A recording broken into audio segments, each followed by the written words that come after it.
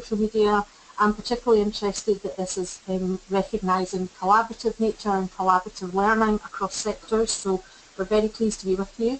The other thing to say is we offer our story to you simply as an example of some of the things that we've done and some of the approaches that we've taken.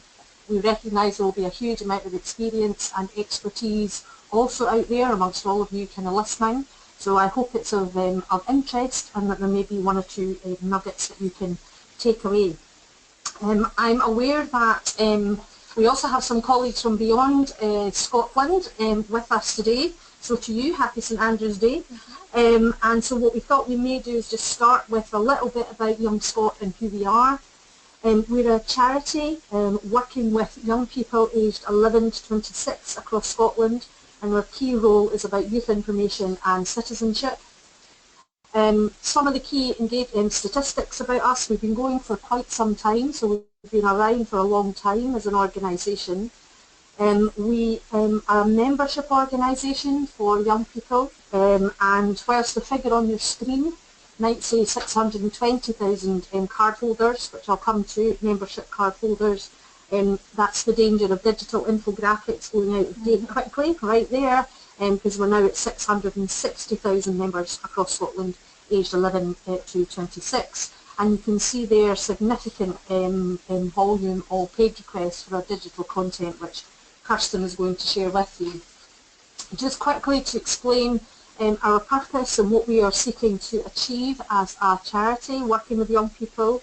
First of all, through our work, our information work, we want to activate young people, creating pathways for young people, particularly focused on times of transition as young people are growing up.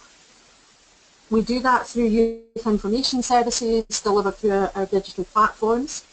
We also then want to connect young people to services and opportunities, and that's done specifically through the Young Scot membership card, which is the Young Scot National Entitlement Card, which we deliver in partnership with Scottish Government, the Improvement Service, Transport Scotland and all 32 local authorities.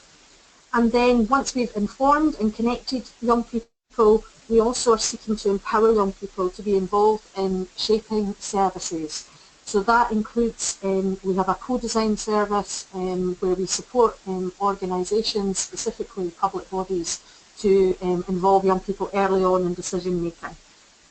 That's a quick tour, but the focus today is on digital and social media, but if anyone did want any more information specifically about Young Scot, we're happy to follow up. But I'm going to pass you over to Kirsten. We've taken a two-pronged approach to this presentation in discussion with David and the team. First of all, we're going to talk about kind of digital and social in relation to our strategy, so how it kind of fits the strategic work that we do. And secondly, then I'm going to do you just a little bit, not much, on how I use social media specifically in the leadership role. So I'll hand you over to Kirsten to focus on strategy. Thanks very much, Louise. So as Louise mentioned, digital is really at the heart of our strategy. It's about looking at things like our digital information platform that is providing information that young people can make informed decisions and choices to allow them to grow, thrive and achieve. That's a really, really important part of what we deliver at Young Scot. But also through the Young Scot card we're looking at smart tech to tackle inequalities. So that's the smart chip in the Young Scot card that gives young people that sense of agency to be able to access services locally and nationally, and whether it's through transport discounts on the kind of local buses, or whether it's kind of accessing discounts and rewards and services at a local level. Our co-design and participation work is really important in informing our direction when we think about digital and our kind of movement in that area, putting young people at the heart of all decisions that we make about any products or services that we're designing are all kind of youth-led and designed with young people. We have our Digital Academy, which is again looking at the digital skills that young people need in order to, in terms of employability and their own kind of futures, what skills gaps are there, offering them opportunities through our modern apprenticeship programme that we hosted at Young Scot. And also working with all 32 local authorities through our locality digital platforms to make sure that young people have that personalised experience of kind of social media content that's relevant to them, opportunities on their doorstep. So that's really at the heart of our strategy. So in terms of our approach to digital and to social, it's really about social media or social for social good. It's about, us, we're not just sharing information for the sake of it, it's about connecting young people with information opportunities that make Scotland the best place to grow up. So that's really the core aim of our kind of social media activity. Our approach is also an agile one, so it's not about implementing a strategy and sticking to that. I mean, obviously things change, technology changes, the way that young people want to engage with us changes. So our strategy and approach has to be flexible enough to allow us to move with how young people want to hear from us and how they want to engage, what content types they like, so we're constantly kind of looking and listening and making sure that we're staying agile and involving young people directly in that process. Working with stakeholders is vitally important to our kind of digital approach, especially within Scotland and the third sector and beyond. It's about kind of engaging partners and making sure we're not duplicating effort, we're sharing knowledge and expertise, and also about kind of sharing the work that we're doing and raising the profile of the work that we're doing with young people. As I've mentioned, kind of using that smart technology to be able to tackle inequalities through the Young Scot card. So that's really key to our approach, and we're constantly thinking about ways of linking up opportunities with the card, and through our Young Scot Rewards scheme as well, where we have over 80,000 young people signed up to that programme, to be able to link them to the opportunities that the card can give them in their local communities. We have our we're progressing young people's digital rights, and that is part of our 5 Rights programme, which is about making sure that young people are aware of their rights in relation to digital, making sure that they're informed about the information they're sharing, about their data, and that's a key part of the work that we're doing with the Scottish Government and wider partners in terms of young people investigating what that looks like and kind of speaking to experts and sharing that knowledge and expertise. But we also acknowledge that not all young people have access to digital, so it's about us working with, and again, maybe coming back to that kind of stakeholders and partners, and working with partners to make sure that our information services are available to those young people that might not have access online. So at Young Scot we have a range of digital assets that we're able to utilise. Our main one being our own kind of digital platforms, which is young.scot, where we have a range of information and services on there.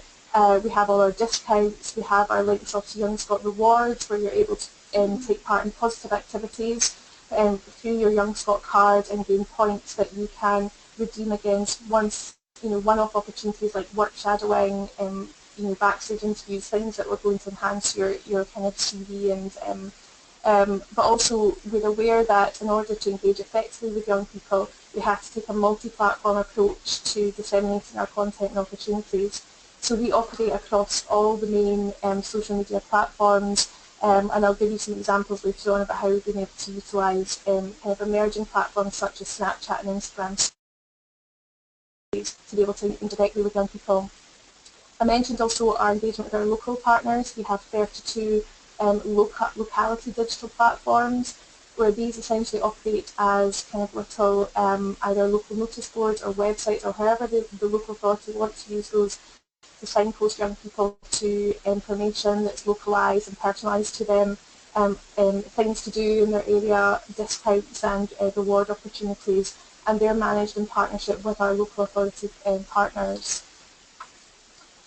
We also have our Young Scot app, which again is about making sure that young people have access to opportunities and discounts on their doorsteps. They're able to download that. We've actually got a new version of that launching at the end of this year.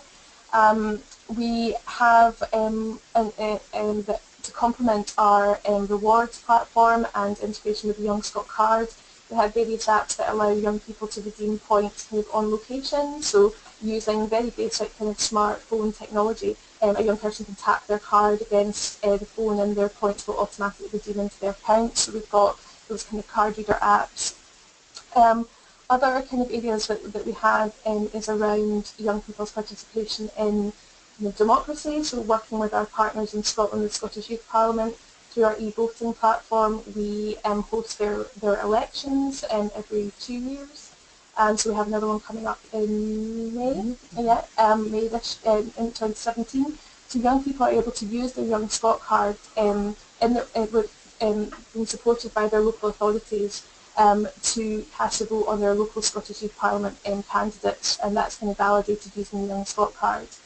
We're also using kind of similar technology. We have our participatory budgeting platform where we're able to support young people and communities to apportion budget to local youth groups and community groups. So, for example, last month in North Ayrshire we had over £60,000 which was apportioned to local community groups using our participatory budgeting platform. So those are our key assets that we have available to us. In terms of our approach to kind of engaging with young people around kind of social media in particular, we're very aware that we're operating within what we like to call that attention economy. There's lots of information out there, there's lots of distractions for young people, so we really have to work hard to grab young people's attention. And that really comes back to that agile approach that we have in terms of our social media and digital. We like to go where young people are spending their time. We want to respond to those trends and interests and also look at what are the key milestones in young people's lives. So we know when it's exams, we know when it's revision, we know when there's school discos and things coming up. So we're able to look at what are the key issues that might surround that, and that allows us to think about what platforms we might want to use and when we should disseminate our content. We want to make sure that we do our research. We're involving ourselves or engaging ourselves or immersing ourselves in that culture, making sure we're watching the latest YouTube vlogs, making sure that we are kind of up to date with what people are watching and commenting on, and really involving young people that we work with in helping us understand what young people want to hear from us. We also acknowledge and celebrate young people as our influencers in everything that we do. So that's really important, that it's kind of youth-led content, and really that content is the content that resonates the most with our audience.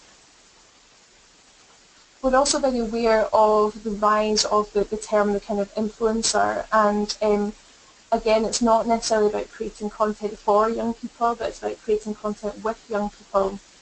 Young people are at the moment creating their online identities. They've got their own YouTube channels, they're vlogging, they're kind of documenting their lives. And we want to make sure that we're kind of engaged in that, but also giving young people the platform to share that content further. We're very fortunate that we have this wide network, so for those young people that have got particularly kind of interesting, engaging stories that we want to share with other young people, it's a key part of our strategy moving forward to make sure that we are amplifying those voices.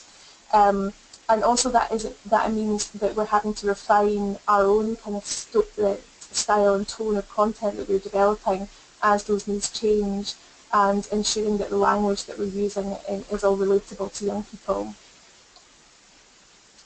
So I suppose part of what we do is adapting our content to each platform that we engage with. It's not good enough just to have a link on our website and just post that across every single social media platform. It'll get lost, we won't get any engagement with that. So it's about understanding, what works on Facebook, what works on Snapchat, what works on Instagram, and investing the time and resources to make that content. But equally, being able to repurpose content. So if we're putting something on Snapchat, it might work on Instagram stories and vice versa. So actually it's not about creating something different all the time, it's just being mindful of the format and not trying to kind of make it fit. Because I think that's very obvious to young people, and that's the minute they don't want to engage with you if they feel that you're just kind of putting something out there with no effort. I think using tools to kind of schedule our content, obviously working with young people, a lot of the time they're in school during the day, so we have to make sure that we're scheduling our content appropriately of when we know that young people are engaging with us. Because if we're not doing that, then otherwise we risk being missed completely. And again, we watch what's trending, so each day we're doing social listening and we're finding out what young people are talking about, what's in popular culture, what's in the news, and making sure that we kind of used each opportunity to engage with young people. So I suppose it's about kind of understanding, if you have that information and context, when the best time is to share. And really, as I said, kind of innovate, innovate, innovate. You know, don't be afraid to fail. You know, it's best to try something and for it not to work than just to sit back and think, oh, we would like to do Snapchat, but we're too nervous about it. You know, you have to move with where young people are spending their time. So from a young Scot perspective, it's not about kind of building lots of bespoke platforms. It's actually about utilising the functionality that's available and built in to existing social communities. Something like Facebook is constantly evolving and adding new functionality. So things we're looking at just now are things like instant articles on Facebook and how we can best utilise Facebook Live with some of our campaigns and content. But, you know, to take the time to look and see what it is that Facebook's kind of putting out there, because, you know, rest assured that young people are still spending time on Facebook. They might not be broadcasting a lot, but they're consuming a lot of information and content through Facebook. Again, what Facebook and other platforms allow you to do is to really target your content.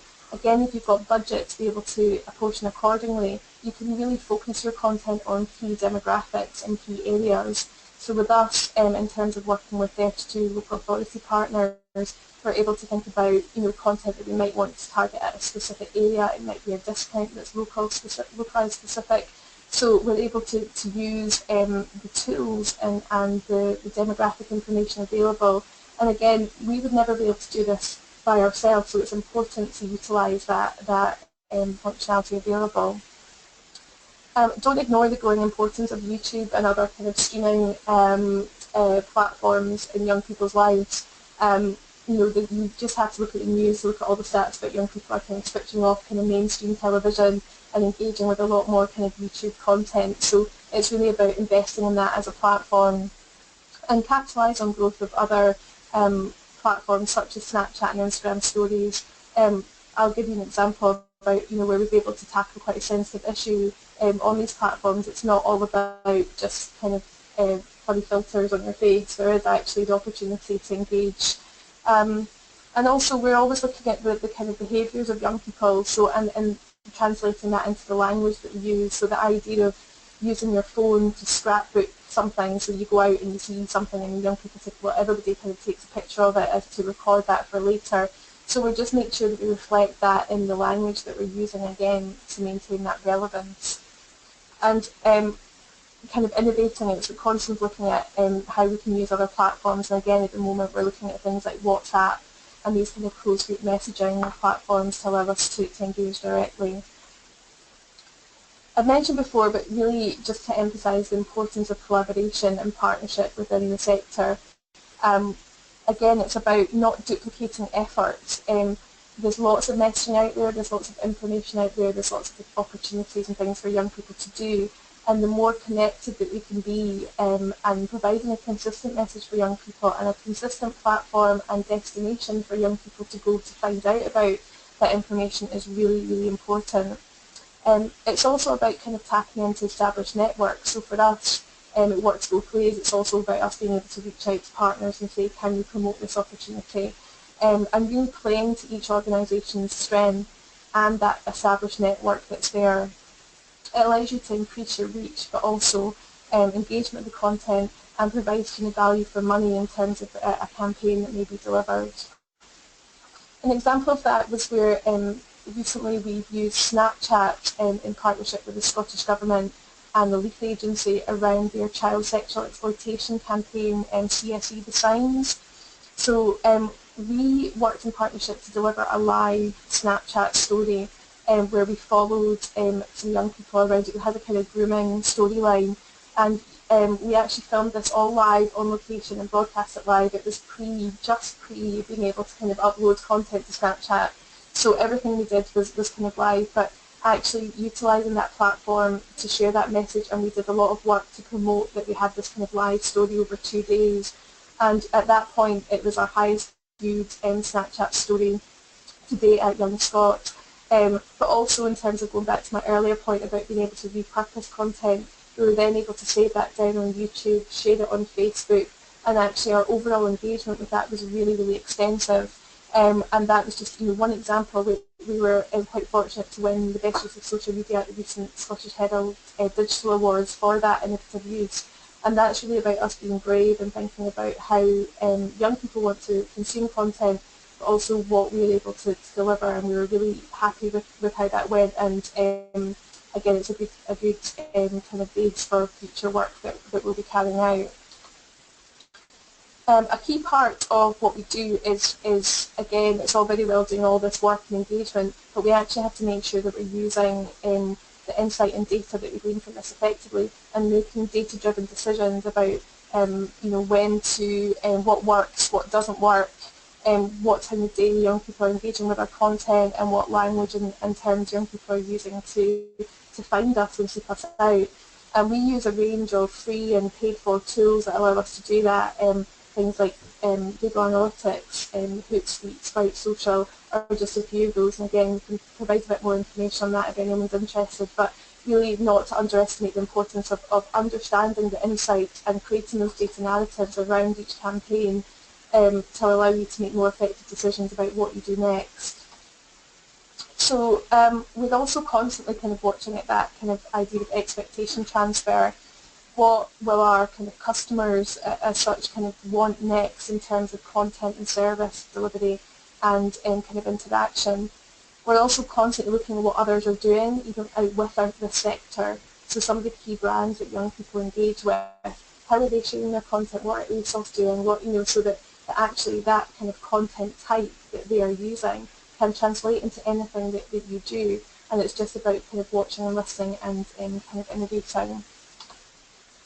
We also have a range of kind of corporate kind of tools in relation to Young Scot, so this is more to our stakeholders and partners. So we have youngscot.net, which is our website where we keep up to date about the work that we're doing, all the latest news and partnerships, so that's a key tool for us as an organisation. We also utilise LinkedIn daily, again, to share some of the project case studies that we're working on, and to share any kind of knowledge and kind of insight that we may glean from young people that we've worked with. Again, Twitter, we have the one Twitter account at Young Scot, but we do use this as well for engaging with young people, but sharing some of the work we do with partners, connecting with partners. And we find this is really important. We have a lot of schools that follow us, we have a lot of other youth organisations, so it's important for them to know what we're doing from a kind of strategy point of view, as well as the direct content to young people. Similarly, we have email newsletter networks that we're able to use, and that's about keeping the sector up to date in terms of what we're doing as well. And we utilise tools such as Basecamp for our project management, for our co-design projects and other kind of partnership projects. So that is a quick whistle-stop tour through our approach, our strategic approach. I'm now going to hand you back to Louise, who's going to talk a wee bit about her own approach as our Chief Executive to social media. Thanks for that, Kirsten. I hope you're all holding in there and that the coffee is flowing. So hopefully that's given you a bit of a sense of, and it is very fast, we know an overview of how we can use this. And I think what's critical is that it will be different depending on different customers and so on, but there is no doubt that it is young people that drive our approach and what we do, as it should be. We get no awards or plaudits from young people at being good at social media. It's an expectation, and they would be quite confused if we weren't there. So I recognise our position in terms of public services is specific to that, but hopefully some of the key elements there might offer you some insight or some thinking. The other thing that we're most often asked about in terms of digital and social media in particular is that sense between the kind of organisational social media and the social media of the chief exec or leaders within the organisation. So I'm quite often asked to talk about this. For the past 4 years for my sins, I've been named as one of the top social CEOs by The Guardian. It might just mean that I talk a lot, I'm not sure, but I suppose what to say is that I kind of got onto social very early as a chief executive. So I've been there for a long time, And so I suppose through that I've got various kind of things and tools or ways that I operate my social media that you might find useful. So for me, I'm very clear about the purpose. Why am I using social media? Why am I here in terms of Twitter or Instagram? And thinking about having clarity on that. When I first started on social, one of the things that I did when I kind of established myself on Twitter and started to get a few followers, I actually put a tweet out asking people what they wanted to hear from me. Why did you follow me? And what is it that you want to hear? And that was fantastic on two counts because I got brilliant answers, but it also established an engagement and a connection and a way of kind of working. So that really has driven me and why I make the choices that I do about what I kind of tweet about. Choosing channels, for me the kind of the obvious ones are Twitter, and I'll come on to why in a minute, but I'm also on Instagram, and actually in many ways I think the kind of the power of photography in a social space is a great one, so that one's really good. But also I do a daily photography blog, so it's one of those kind of things, it's a medium that I'm comfortable with. The key elements for me in my approach to social media, you know, as much as you know, you might want to kind of just think about it as a PR tool, don't. It's not a PR tool in that sort of sense. It's not about kind of one way, it is a two-way process. It is about engagement. And the key things that I seek to do through my kind of engagement on social is, one, amplify others. So share what others are doing. If one of the kind of colleagues or another organisation is doing something interesting or is running a campaign, I'll kind of use my kind of platforms to talk about that, or to amplify a Young Scot message. So the @Young Scot account might be doing some stuff around, so the other day it was about anti-bullying week. But what I was able to do was quote that tweet and say, really important that everyone pays attention to this and those kind of things. So use it rather than just kind of a straight PR platform, using it to kind of share. But I also use it to connect. It really is a powerful tool in that sense. And then from a leadership perspective, the ability to both create new connections online is there through social. I've met people on Twitter long before I've met them in real life, and it's added to the kind of sense of kind of connection, and also opened up opportunities for partnership that weren't there before. But it also just helps reinforce kind of relationships with colleagues, and as well, just having that kind of connection, or you're doing something quite interesting, etc. In particular, why I like social as a CEO is that, one, it allows me to be open. So I'm accessible and I'm accountable. And in particular, what's important there is that I'm accountable to young people, because that's who we serve, that's what we're here for. So that sense of being completely kind of open to them at all times is an important one. But I've said this several times, Twitter is probably the best CPD tool I have, in the sense that I can see what's happening, keep an eye on what's going on with other people, new research reports, new bits of information, etc.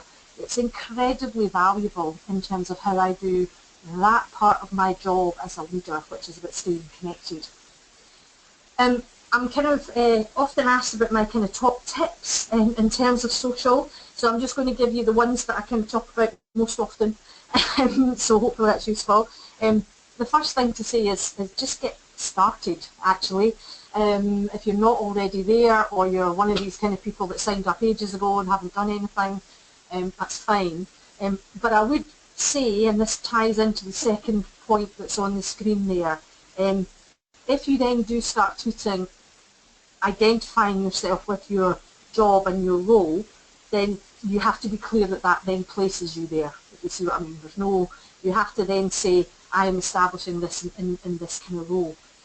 Having said that, I am not a fan of two separate accounts, a work one and a personal one, because for me, the principle in leadership about bringing your whole self to work is critical. I'm not a separate person when I'm out of the Young Scot office. I'm Louise, and I'm Louise all the time. So believe me, Twitter is no place for an existential crisis. So, choose one and stick with it. I wouldn't do two. Other people disagree with me, but that's my personal opinion. And again, the top tips that I would say for people is that share and amplify. Look to do others, so don't just use it as a PR tool. And also celebrate. If you see something amazing or give people credit, or on Twitter you can go, that's a great piece of work and isn't this brilliant? That's just great because it kind of establishes a kind of a tone and so on. So the two biggest questions I get are, what will I tweet about? And I hate people that tweet about what they had for breakfast. And I kind of agree with that, although if you've been onto my Twitter account already, you'll see what I had for breakfast, which was 2 cups of coffee. But the way I think about that kind of content is that it does establish tone and kind of allows people online to create more of a relationship. So my theory is that when you have a meeting in real life, there's 2 minutes at the start where you're making coffee or getting settled, and you talk about, either the train journey or what you got up to or what's kind of happening, etc. That's the kind of that's that part of Twitter. So I'm absolutely fine saying I need 2 coffees, or again, you'll notice today I went to the wrong building for a meeting and all the rest of it, because I'd have said that at the start of the meeting. I wouldn't say anything on Twitter I wouldn't say not virtually, as it were. And then finally, people ask me, how do I find the time? And the way that I find the time is that most of my tweets are composed on train station platforms. That's what happens. So, super fast, but what we want to do is stop now. Maybe hand back to David to go through any questions, but also worth saying at this point, we are happy to follow up afterwards as well. So thank you for listening. Thank you, Louise and Kirsten. I think we'll just get straight into the questions now. If you can keep them coming in. As mentioned at the start, if you use the control panel on the right hand side of your screen and just type them in as they come along. So the first question, is public services capacity to innovate limited too much by being tied to taxpayer money and elected members' reputations to be constantly relevant and fresh? No, and because actually a huge amount of innovation happens in public services. There is a wee bit of a kind of a myth that public services don't innovate, and many of you have read Mariana Mazzucato's book about the enabling state innovation and the entrepreneurial state. You'll see that that's not true. Lots of innovations actually start as a response to need and citizen need and demand from citizens, and to try and have to think differently and think about different ways of doing things. Quite often then it's the private sector that can then take that to scale and monetize it.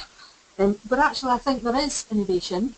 I think where the issues kind of come is around, actually I think we're in a better environment now for that. I think it's improving in terms of innovating, and certainly the understanding around social and how you use these digital tools linked to the digital public services strategy, some of the work that's going on across sector in health and so on, some of the citizen-led work, so the fact that the co-design activity that's happening, that people like the Alliance and others are involved in, I think there's some really interesting stuff. I think we possibly too often don't tell others about it, or it doesn't get enough exposure.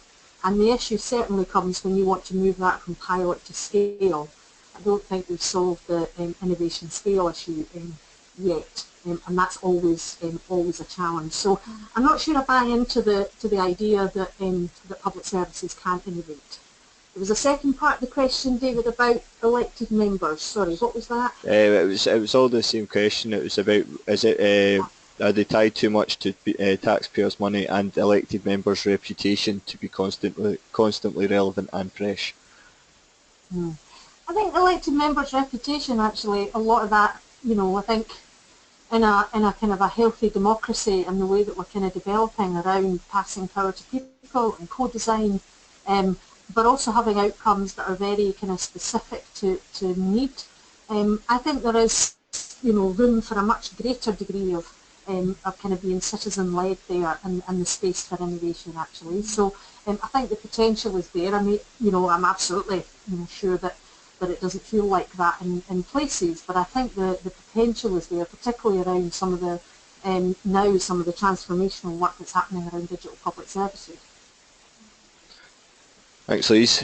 Next question is from Stephen Fraser from Historian Council. How do I find out more about the 32 local portals? Okay. Yep. Well, we can put you in contact with our local authority contact, which is Carolyn Davis, I believe. But what we have is, as each local authority has a local presence, and we're always looking for content and information opportunities to put on there as well, so that I can either be directly through our local contact, or if you want to get in contact with us directly, and we can have a conversation about that. But certainly we're always promoting those to young people, and it's really about signposting young people to things that are happening in their communities and that relevant information. So absolutely happy to provide information as a follow-up from this session. So the next question is from Dundee City Council. What channels/platforms are best for what messages?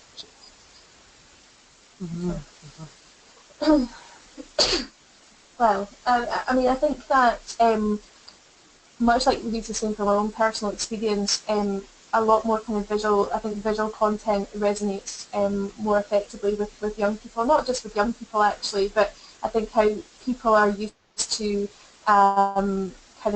consuming content. I think that the more visual the better. I think that what we're finding is that shorter, sharper content works best, and that can be quite challenging at times, particularly dependent on the messages that you want to put across or the topic that you're dealing with. I would say that we utilise Snapchat for quite, I mean, we're limited with Snapchat. You get short 10-second kind of almost snaps to work with, whether that's video content or images, but that works quite well if we're introducing a topic and we're saying to young people, to find out more, or if there's more opinionated pieces, if we've got young people that we're engaging with and they want to say what they think is, what gives them confidence, what, if we're around a particular topic. YouTube works better for that kind of longer form content, longer form video content. What we tend to do if we have a YouTube video, we might chunk that up into shorter 60-second or less formats for Facebook, for Instagram and for Snapchat. But equally, publishing video directly onto Facebook has such a significant impact. I think if you can, rather than just putting a link to your YouTube video, if you can actually publish directly onto Facebook, you get a lot more engagement because it autoplays, or depending on the settings that a young person has or that anyone has, it'll start autoplaying, so you will get some engagement with your content. It might just be partial engagement, but you will still get some kind of engagement with that. Twitter tends to work better if you're wanting to link through to content. While you can provide information in a single tweet, 140 characters is enough to provide information, and obviously you can add images and infographics and things to strengthen that. That works better if you're wanting click-throughs to your content, so that it's website content as well. And particularly Facebook, if you're wanting like opinions or you want feedback, that can be quite a good platform for that as well. But I think definitely more that kind of visual video kind of broadcast, and that's so available now across multiple platforms, and the shorter and quicker the better as well. I hope that answered your question. Thanks, Kirsten. The next question is just around what is your Twitter address, Louise? Oh, right, my Twitter address. Well, the thing is, because I've been on it for so long, I actually got my name. So I'm at Louise Mac. But that would almost be impossible now. But when I joined Twitter, there was less than 100 people in Scotland on it, right? And I went on it because Stephen Fry told me to. So yes, I've been there for a while. Thanks, Louise. Next question is from Serena Griffiths from Aberdeen City Council. Do you give safety online advice, or do you have this available to share if you do? We do. So we've got probably a kind of two levels of approach, Serena, around that. The first one is absolutely we do internet safety, so we're part of the kind of national kind of grouping around internet safety strategy, and also work with people like Respect Me and others to do work around that and staying safe online. So we do a lot of kind of information about being kind of safe online, but we also focus on amplifying others because there are specialists like Respect Me and that kind of space. We're also now interested in a couple of other areas. One is as part, if you haven't looked yet, the new cyber resilience strategy for Scotland has specific elements in it around education and around supporting young people around cyber resilience. And yes, that kind of includes the safety element and staying safe online, which is crucially important. But we are quite interested in also how do you empower young people to understand cyber, digital, online, the internet, etc. much more at an earlier stage. Because actually what we don't want to do is deny young people the brilliant things that the internet can bring. Because whilst we know that there is quite a lot of online bullying and those sorts of things, we also hear from LGBT young people and young people with mental health concerns that actually a lot of their support and community comes from their online communities. So how do we create that balance where young people feel much more in control, have much deeper understanding of how to stay safe online, but also what being online and having an online life means. So the cyber security, the cyber resilience stuff is part of that, but also that's, Kirsten quickly mentioned earlier, 5 rights and our work on 5 rights.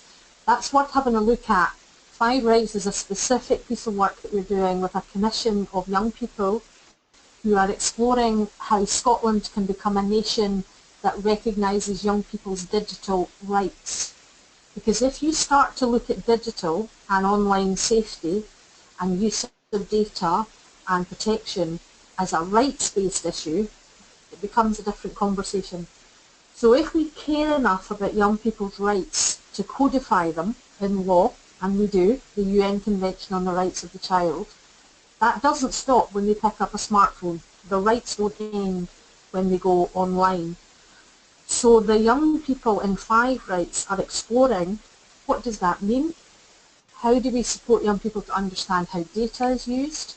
They actually, the other week, were at a huge software developers conference in Edinburgh, and they spent the entire time quizzing software developers with the fantastic question, what does it look like when you code for human rights?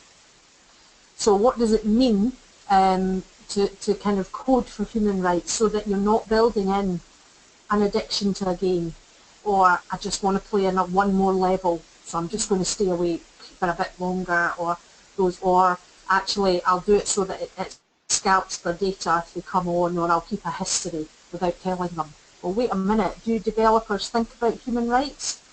So it's a fascinating question, and young people asking that question has really made people stop and think. So I suppose what I would say is that absolutely internet safety is so important.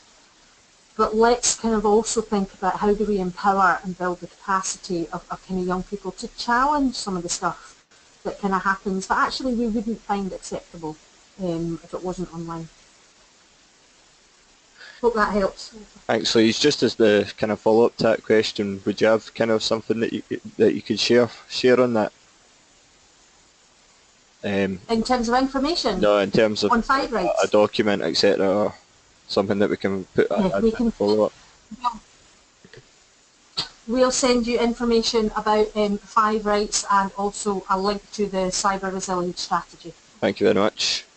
The next question is from Matthew Deary. What advice would you give to a company which has been traditionally digitally averse? How do you begin to make digital tools the everyday? You start with people, Matthew, not tech. So it's actually about looking at what it is you want to achieve, what are your outcomes, what's your impact, what's the difference you're trying to make, who are your customers, your clients, your citizens, who are the kind of people that you're seeking to serve or deliver a service to, what is it you're trying to do, and where then it's about where the opportunities are for digital and social to be part of that. But I can't stress enough that actually the key to transformation in digital and social is about people. It's not about getting people to understand technology.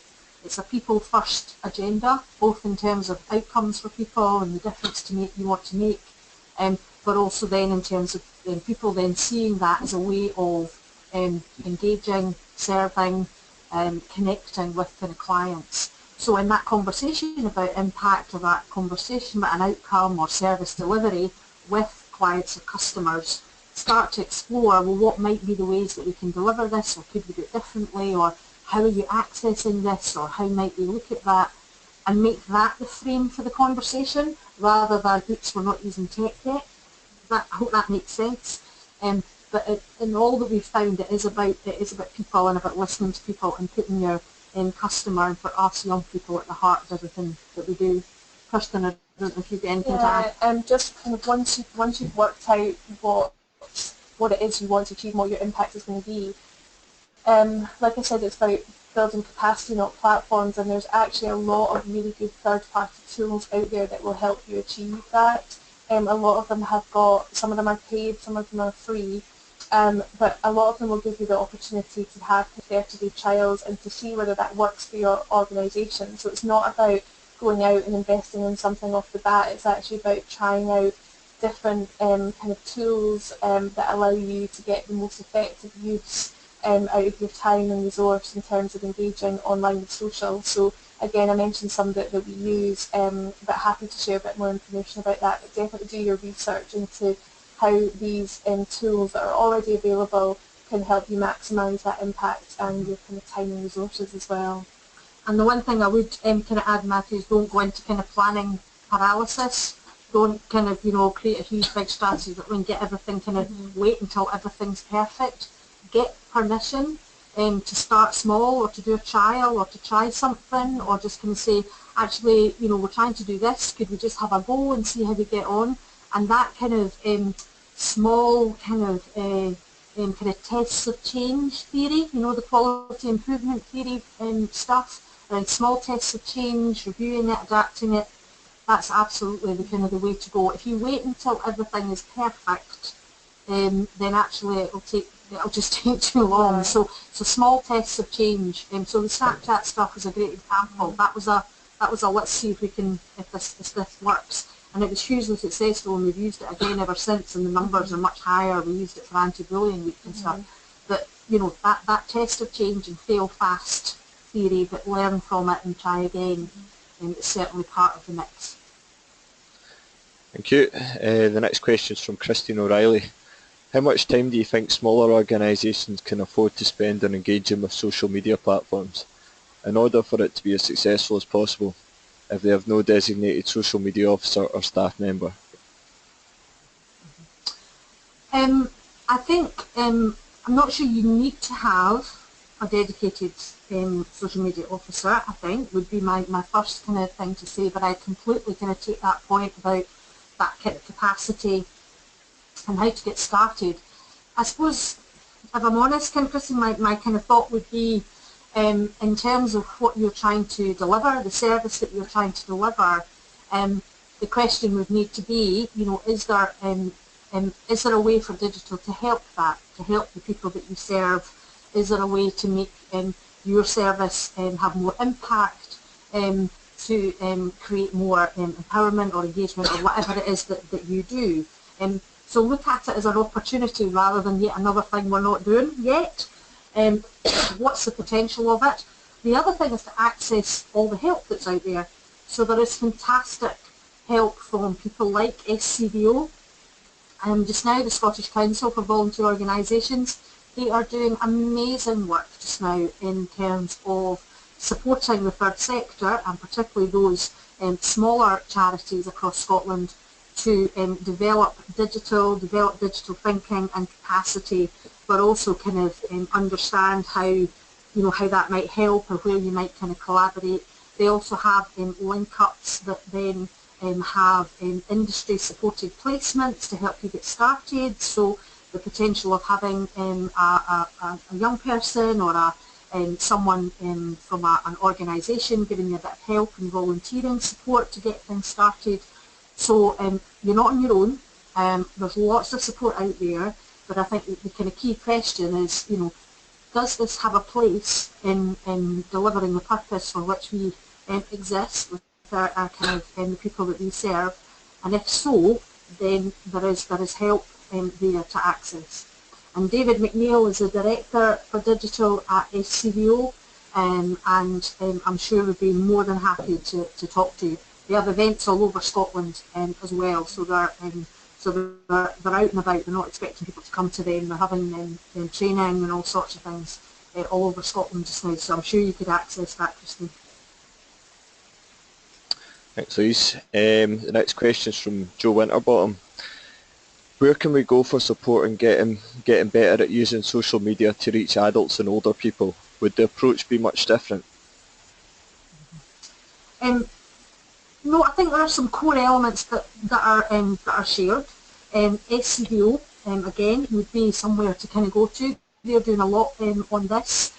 They're specifically been looking at older people and intergenerational elements and thinking about that side of things. The really interesting thing, I think, what they've been finding is that quite often some of these social tools, particularly use of tablets, etc., are actually really powerful tools for older people, and some of the kind of the benefits around kind of social are huge. So there's some great stuff been happening around that. So there's lots of learning to share from SCVO. There's also some great training. There's a guy called Ross McCulloch, who runs a company called Third Sector Lab, and he is at Third Sector Lab, THIRD Sector Lab, on Twitter, and he is a brilliant trainer. He's the real specialist in using social in Scotland, and in particular he does some fantastic training around how organisations can use it, but in particular thinking about tradition groups that you might traditionally think don't engage. The other thing that I would just flag is that in terms of young people, and I suppose this would be a general point, that just because young people are digitally connected does not mean they are digitally competent. There is this sense of, okay, young people are digital natives, so we don't have to worry. There are actually a lot of young people who are not competent or don't have access to tools. So we've been working with Carnegie Foundation and the Prince's Trust in Scotland on this, and actually for some young people their digital competency is quite low, and so there's a risk of double exclusion if you think actually we don't have to worry about young people, which is why we made that point in the presentation about recognising that they're not all digitally connected. Thanks, Louise. The last two questions are both around inequality issues, so I'll start with Tom Houston. Do you know whether there is an inequality issue regarding social media? For example, is it more or less than traditional channels? So yeah, sorry, looks like I jumped your question, Tom, sorry. Yes, absolutely. So there is this, there is a kind of an issue about this kind of sense of young people may be connected, but actually we are finding a lot of young people, particularly those who face kind of greater disadvantage, who may have a phone or a smartphone, less likely to have a data package, much more likely to be surfing free Wi-Fi, less likely to be able to use a lot of the online tools, so whether it's job search or skills search or those kind of things, so less able to kind of use those. So there is certainly a kind of an issue there, which is why that sense of really knowing who you're serving and understanding, do your research on your demographic and really understand what it feels like, but also commit to co-design, because actually young people are experts of their own experience. So it's about bringing in young people and saying, what are these kind of key issues for you? But there is certainly a gap for young people. It's not the case that all young people are connected, savvy and competent. And the last one links into that a bit as well from Lauren Bruce. she's interested to know how you might use the Smart Tech chip to tackle inequalities. Oh, Lauren, I've just said that meeting that I went to the wrong building for. That's what that was for. If you have a look at the Fairer Scotland strategy, you will see that we've made a pledge in there around how we can use the chip in this regard. Very quickly, because I'm aware of time, this focuses on adding entitlements to the smart card for those young people who need that kind of support or additional support in order to tackle inequalities. So yeah, it was looking at that. Renfrewshire are looking at it in terms of transport, cost of the school day, etc., etc. I'm happy to follow that up with you because it's a huge area, but the potential is huge. So for anyone that's listening that's working in a local authority in Scotland, if you currently think of the Young Scot card as nothing more than the school meals card, then you're missing about 90% of its potential to transform services and inequalities through a shared platform. So really go back and look at the asset that you have in your hand in terms of the National Entitlement Card, because the power of that is untapped currently. And could be, people have got an old idea of what it is, when actually it's an incredible infrastructure. Thank you, Louise. That brings us up to just around 4 o'clock where the session's scheduled to end. Just quickly before we go, I'd just like to raise awareness of the Change Managers Network, which this webinar series is one of the deliverables of. If you're looking to join future webinars or want to find out what's going on within the Change Managers Network community, then the easiest way to join is through our Knowledge Hub group. I'd also like to raise awareness of the Women in Public Service Leadership Group that this webinar was also hosted as part of. Once again, the easiest way to get involved with that is either through the Knowledge Hub group or from following them on Twitter at Whipsel. Finally, following this webinar, we'll have a short survey, just 4 or 5 questions around the inequality issues that you might have experienced throughout the course of the webinar. We also look for ideas for improvement for future sessions, so if you could take the time to complete that, it'd be greatly appreciated. Thank you very much to Louise and Kirsten for taking the time to present today, and I hope that everyone who attended enjoyed the webinar. Thank you. Thank you.